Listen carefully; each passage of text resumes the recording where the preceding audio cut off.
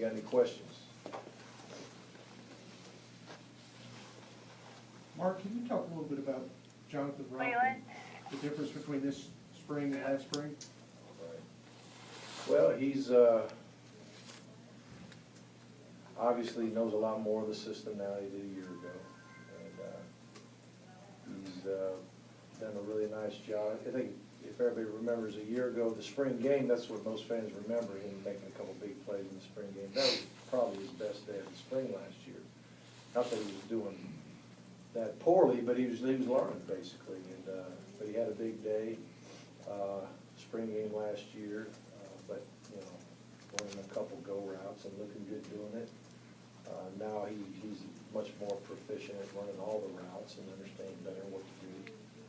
Still got a ways to go in his precision of running his routes and blocking. He's got to continue to improve and continue to improve on assignments, but he's a lot more prepared than he was a year ago.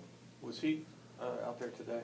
He was. He didn't start out with us, but he had some academic work to do, catch up on. I don't know, it was a project or a paper or something, I don't know what it was, but he finished that up, but he came out and practiced with did all the teamwork with us. That was a planned event.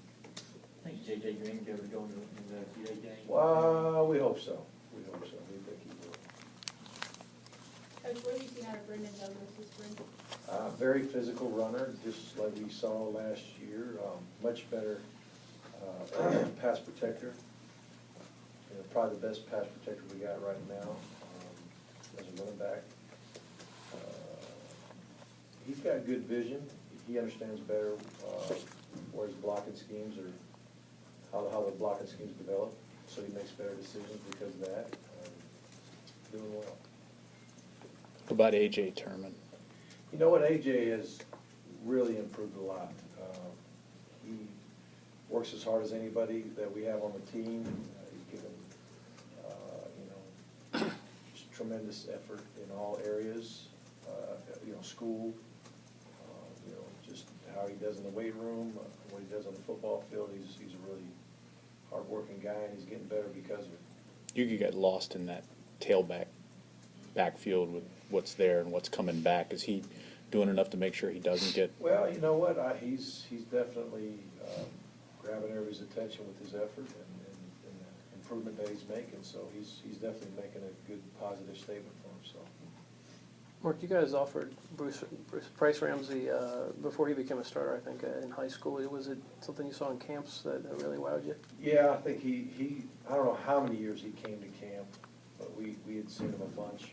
We knew he was running an offensive system that we weren't going to see all the things that we needed to see, but by coming to camp, we were able to see the raw ability to throw the football, his size, even the size of his hands, and the athleticism. And then when you get them in camp, as you're instructing guys, you get a feel for how they learn.